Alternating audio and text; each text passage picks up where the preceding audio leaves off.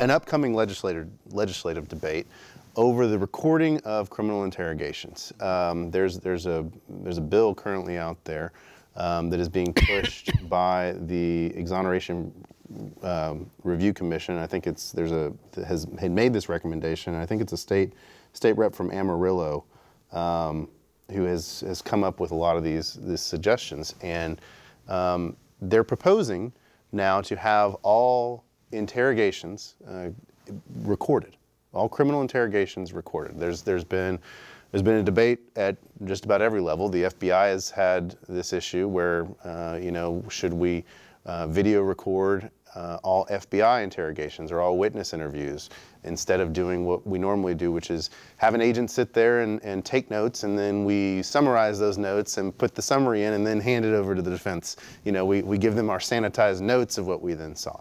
Same thing was going on at the state level too, which is and let me say this, it's not going on in every case, because obviously you've seen 48 Hours, you've seen Dateline, where they do have them in, and they do have some interrogations that are videotaped. But it's a selective few interrogations which are recorded and actually put on video, or even put on just an audio tape.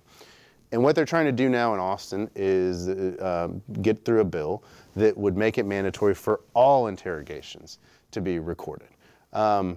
I think this is a good thing. It's a great thing. Well, how would it be wrong?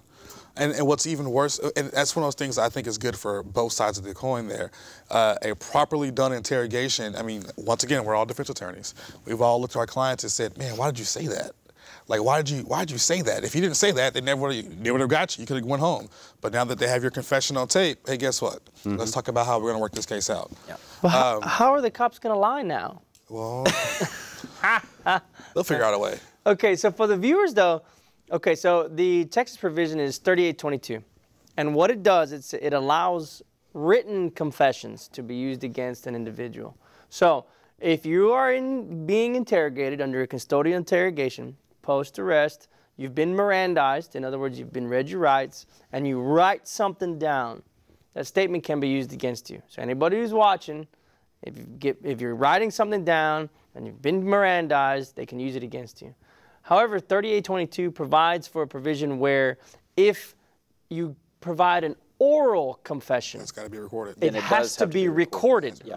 And so from what I understand, and so if it's not recorded, they can't use it. It's suppressed, right? It's fruited poisonous tree. They can't use it if it's not a valid recording. And so what I understand the proposal to be is now, guess what? For written statements as well, if you're going to write and confess, that how they got you to end up writing this statement would have to be recorded as well. Is that a correct understanding from what y'all's views? I think so. I think so. You know, but why not? Why we have the technology?